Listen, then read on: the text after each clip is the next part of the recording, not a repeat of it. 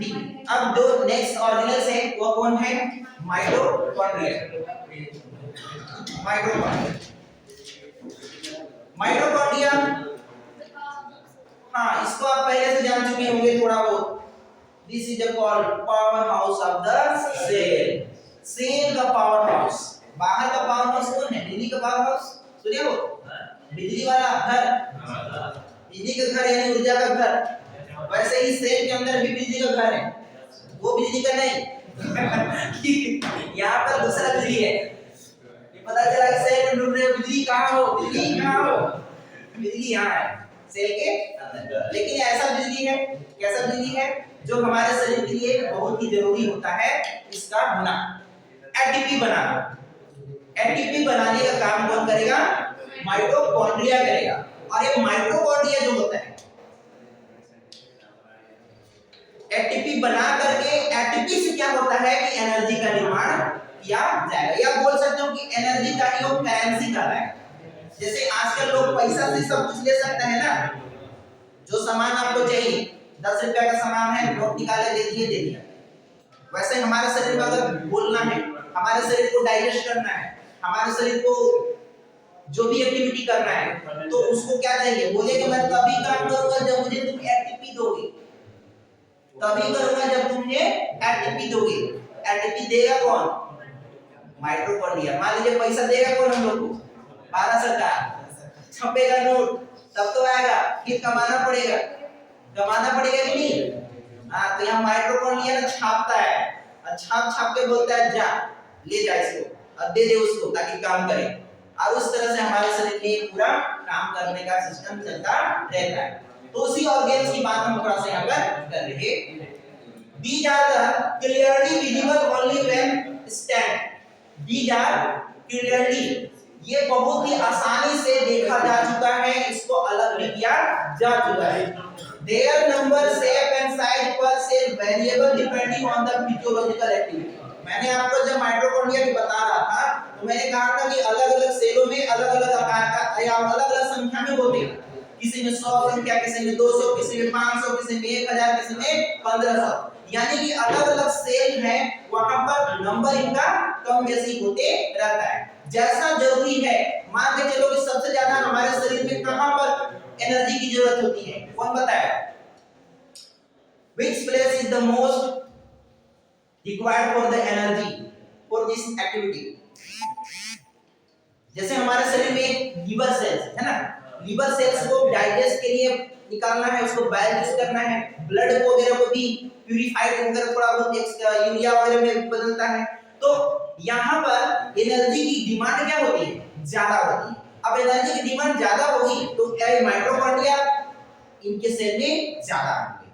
यहाँ पर जो लीवर सेल है ना, वहां पर माइटोकॉन्ड्रिया ज्यादा होंगे, ताकि ज्यादा वो माइटोकॉन्ड्रिया होंगे तो ज्यादा एटीपी बनेगा। और इस तरह से ज्यादा एटीपी बनेगा तो उनको काम करने में कोई दिक्कत नहीं। लेकिन किसी में माइटोकॉन्ड्रिया कम होगा जिसका में कोई ज्यादा काम करने की जरूरत नहीं। तो इस तरह से वेरी करता रहता है इसकी एक्टिविटी के आधार पर। It is the socket shape of the cylindrical having the diameter to 0.2 से लेकर 1 माइक्रोमीटर, द एवरेज 0.5 माइक्रोमीटर है एंड लेंथ लगभग 1 से लेकर 4.1 माइक्रोमीटर तक होता है। तो ये लंबाई चौड़ाई बोल रहा है। शेप कैसा है तो देख सकते हो सिलिंड्रिकल शेप। कैसा शेप है? सिलिंड्रिकल शेप होता है। माइटोकॉन्ड्रिया के थोड़ा सा डिटेल में अगर आप देखोगे इसका नाम तो माइटोकॉन्ड्रिया क्या है यह देखना। माइटोकॉन्ड्रिया का एक सिंगल लेयर है, ये सिंगल लेयर जिसका नाम दिया जाता है आउटर मेम्ब्रेन। क्या दिया गया है? Outer membrane.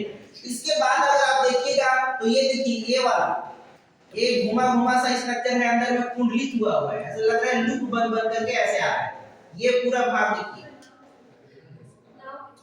ये वाला भाग जो है ये अंदरूनी मेम्ब्रेन है या फिर अंदर में पाया जाने वाला मेम्ब्रेन है, जिसे हम लोग कहते हैं इनर मेम्ब्रेन। देखना ये बाहर की मेम्ब्रेन है और ये अंदर की मेम्ब्रेन है, और बीच में देखिए इतना सारा गैप है कि नहीं है, तो इसको बोलते हैं इंटर मेम्ब्रेन स्पेस। दो मेम्ब्रेन के बीच की जगह को क्या बोलते हैं? Inter membrane space. तो ये डबल मेम्ब्रेन बाउंड होते हैं, इनके बीच इंटर मेम्ब्रेन स्पेस भी होता है। और जब इसके मेम्ब्रेन के अंदर जाओगे कहां पर, इंटर मेम्ब्रेन में जाओगे इंटरनल में, तो वहां पर आपको ये नजर आएंगे ऐसे ऐसे हरा हरा कलर दिखाई जो पड़ रहा है मटर के जैसा, ये है क्या है, राइबोसोम। अब सोच के बताइए राइबोसोम है तो प्रोटीन बनेगा नहीं बनेगा, बनेगा, यानी कि राइबोसोम खुद का प्रोटीन बना सकता है। इसके अलावा देखना यहाँ पर ये देखो ऐसे ऐसे संरचना है, इसको मैं थोड़ा कट करके फिर दिखा दूं। ये देखिए ये वाला जो ब्लू कलर का दिखाई दे रहा है ये क्या है, ये क्या है, ये है इसका खुद का डीएनए। शरीर के अंदर न्यूक्लियस में डीएनए होता है लेकिन माइटोकॉन्ड्रिया में भी डीएनए होता है, याद रखेंगे। एक ऐसा ऑर्गेनेल है खुद अपने आप में क्या है, एक ऑर्गेनिज्म की तरह, इसके पास प्रोटीन बनाने के लिए भी सुविधा है, इसके पास खुद का जेनेटिक मटेरियल भी है, तो हर कुछ इसके पास मौजूद है जो एक सेल्स में होना चाहिए। ये वाला भाग देखना, यहाँ पर इस वाले भाग को क्या बोलते हैं, जो ये ऊपर में ऐसे खुला हुआ है ना, यहाँ से देखो यहाँ तक, इसको क्या बोलते हैं, कृष्णि। ऊपर वाला भाग टॉप भाग जो है जो लूप है उसको क्या बोलते हैं, कृष्णि बोलते हैं। और ये F1 पोर्शन से लिखा हुआ है जो इस जगह है, ये आपका क्या है, क्या लिखा हुआ है, क्या आपको नजर आ रहा है, F1 पोर्शन दिया हुआ है लिखा हुआ, परंतु यहाँ पर ना खुद का क्या है, प्रोटीन्स वगैरह होगा, क्या होगा, प्रोटीन्स वगैरह होगा। तो यहाँ इस संरचना में आप देख सकते हैं राइबोसोम भी है। और ये वाला जो अंदर में जितने भी भाग है, जैसे सेल के अंदर जो पानी पानी चिपचिपा पदार्थ है ना, उसको क्या बोलते थे, साइटोप्लाज्म बोलते थे, लेकिन इसके अंदर का जो चीजें है उसका नाम क्या है, मैट्रिक्स। माइटोकॉन्ड्रिया के अंदर जो चिपचिपा पदार्थ है, इनर मेम्ब्रेन के अंदर जो जल जैसा पदार्थ है उसका नाम क्या है, मैट्रिक्स। सेल के अंदर जो होता है उसका नाम होता है साइटोप्लाज्म, लेकिन इसके अंदर जो है उसका नाम मैट्रिक्स। याद रखेंगे मैट्रिक्स कहां है, माइटोकॉन्ड्रिया में, एम पर माइटोकॉन्ड्रिया, एम पर मैट्रिक्स, तो याद हो जाएगा। ये बात यहाँ पर लिखा है कि मेम्ब्रेन बाउंड होते हैं, डिवाइड टू एक्वस कंपार्टमेंट होते हैं, आउटर इनर है, मैट्रिक्स कहलाते हैं इसके अंदर वाला भाग, और क्रिस्टी इसके ऊपर वाला भाग बोलते हैं। जो बात मैंने बोला वो लिखा हुआ है। फिर इसके बाद देखो यहाँ the two membrane have their one specific enzyme associated with the mitochondrial function। इसमें बहुत सारे एंजाइम ऐसे होते हैं जो माइटोकॉन्ड्रिया के फंक्शन में क्या करते हैं, काम देते हैं। Matrix possesses the cellular DNA, इस मैट्रिक्स के अंदर बहुत सारे, अभी देने बताया मैंने, कैसा है, सर्कुलर डीएनए। कैसा डीएनए है जी, सर्कुलर, लीनियर नहीं है, ध्यान रखना, सर्कुलर है, गोलाकार है, ऐसे इस तरह से ऐसे जुड़ा हुआ है, तो सर्कुलर डीएनए है। फ्यू आरएनए भी है, इसमें आरएनए लिखा तो नहीं है बट कम मात्रा में क्या होता है, आरएनए भी होता है। साथ में यहाँ पर राइबोसोम्स जो आपको यहाँ दिखाई दे रहा है, ये कितने एस का है, 70 एस का होता है, जैसा कि प्रोकैरियोटिक में था, तो यहाँ पर 70 एस है। प्रोटीन का सिंथेसिस करने का काम यही राइबोसोम करता है। The mitochondria divide by fusion, mitochondria कैसे बनता है, 1 से 2, फ्यूजन से 1 से 2 बन जाएगा, फ्यूज हो जाएगा, फ्यूज मतलब टूट जाएंगे, 1 से कितने में, 2 भाग में टूट जाएंगे, तो ये फ्यूजन के द्वारा ही बनते हैं।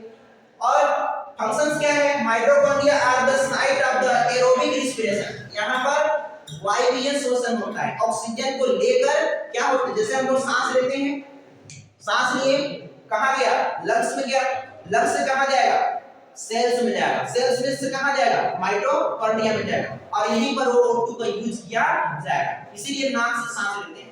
तो इस ऑक्सीजन को लेकर के क्या बनाता है, the produce energy form of ATP, किसके रूप में, एटीपी के रूप में।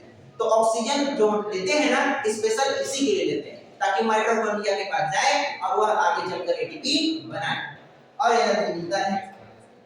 इसीलिए इसको क्या बोला जाता है, they produce energy in the form of ATP, so they are called powerhouse of the cell। तो इस तरह का हमारा शरीर में मेन जो ऊर्जा का स्रोत है, शरीर के अंदर जो ऊर्जा का स्रोत है वो कौन है, माइटोकॉन्ड्रिया। बाहर तो सूर्य है लेकिन अंदर में माइटोकॉन्ड्रिया। तो इस तरह से जो है हमारा माइटोकॉन्ड्रिया का फंक्शन होता है, इसके कुछ पार्ट्स होते हैं और ये हमारे शरीर में काम कर रहे होते हैं। क्लियर, ठीक है, तो अभी के लिए इतना ही।